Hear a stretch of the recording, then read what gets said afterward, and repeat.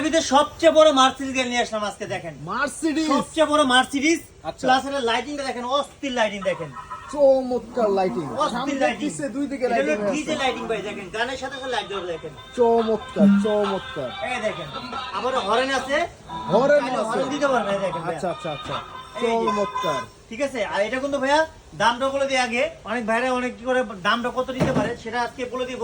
এটা কিন্তু 50,500 টাকার কথা ছিল, সেটা কিন্তু আচ্ছা। আজকে বাদি নিচ্ছে না। আচ্ছা। এটা প্রাইস দেবো 48,000 টাকা, মাত্র মাত্র 48,000 38,000 টাকা, সাথে রিমোট কন্ট্রোল দেখেন, রিমোট কন্ট্রোল। ভাই সাইজটা তো অনেক বড় ভাই সাইজের, বিশাল সাইজ, ডাবল বাচ্চা বসতে পারবে, ডাবল সামনে বাচ্চা পিছনে বসতে ডানে পারবে। বামে সব দিকে যাবে।